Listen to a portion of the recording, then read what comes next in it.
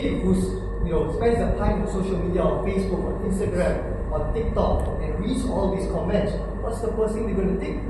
This is the world. If I don't make my mark on the world, I don't show my dominance, I'm the one who's going to be eaten up alive later on. And as a kid today, the amount of burden and responsibilities that they feel they have, because I have to be successful, I need to have a Lamborghini when I grow up, because that's the definition of success that social media has, or people out there have shown, then there's a lot of pressure on a kid today. There are a lot of people not sure. And if we were to talk about it to parents and to adults, they don't understand, because we speak different language. And that's the first issue, right? That the language that kids speak today, the language that we speak, are very different. But actually they mean the same thing. Like I said, back then we call them geeks, we call them nerds, right? Today they call them insults. It's just a different term. But they mean the same thing. They feel the same way, right? I'm not sure if any of you in school, when you're younger, you have felt the same.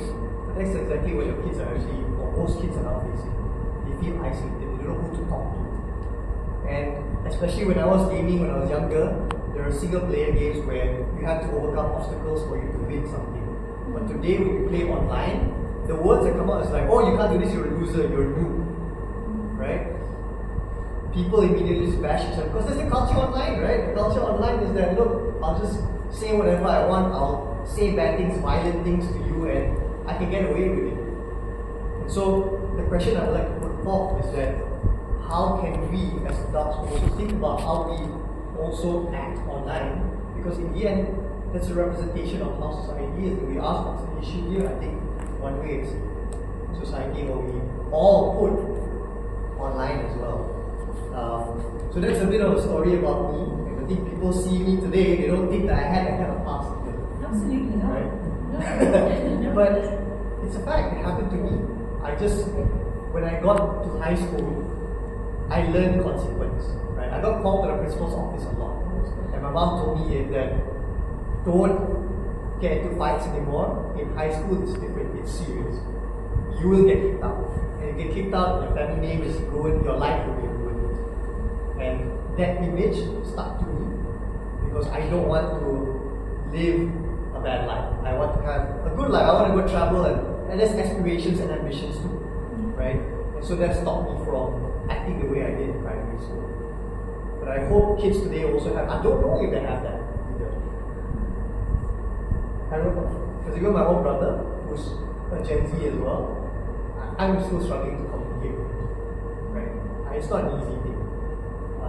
And I'm still learning too. I'm trying to figure out what's his ambition he's all about as well. I don't know.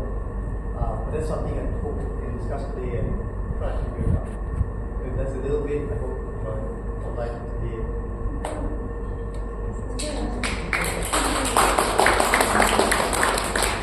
Thank you very much, Akram. Again, this is precisely why I thought it was very valuable to have this kind of sharing. I hope maybe I ask you to elaborate just a little bit more, right? Because this is exactly kind of like, this is the kind of crossroads that I think is most important for us, right? So that if there's a kid going down that road, right, you can end up, like him, become a very well-adjusted, very good contributing member of society without, or you can go to really the other extreme, which is kind of what we saw maybe, right? So, really, what I've been thinking about the most is how do we, kind of nudge people into the choosing the right road, right? You talked about resorting to fist fights every time, strangle people with sleeping rope, But then somehow you sort of like balik ke pangkuan jalan and come back to the right path. So maybe you can just tell us a little bit more about what the transformation. I mean, you spoke a little bit about it in high school, but I think piece you talk about role models, or maybe how adults were able to positively influence you, and what kind of advice you would give to people who want to try and bring people back away from the kind of rage and violence and into the peace. So I think one thing for me which I felt I didn't realize until later on that helped a lot was actually martial arts. So I did karate and also taekwondo. And the concept of martial arts is teaching you how to fight, yes. It's teaching you how to be stronger, yes. But the concept of martial arts is that you gain strength not to hurt other people, but to protect other people. think that was something that I learned when I was younger. I think about 5, 6 years old, right? The idea, the concept stuck with me because the shows that I watched, right, the movies that I watched, was all about that. It was all about if you ever gain strength, if you ever gain power, it's not about to punish other people, it's to protect other people, right? And I think today we're very much in a very self-serving world. If you get power, it's to serve yourself first. That's what's happening, or how we all probably feel when we look into life, when we look into, for example, politics, or that's how we think. That's how we put out into the world. That's what kids consume and see, and then that's how they believe the world is. And so I also be that way. But in my view, that I think that was what really stuck to me, was that I learned martial arts not to beat someone else up, but to be able to protect others. Right? So I think moral value, that was very, very important. And I'm glad my parents, when I was younger, also instilled that in me when I was younger.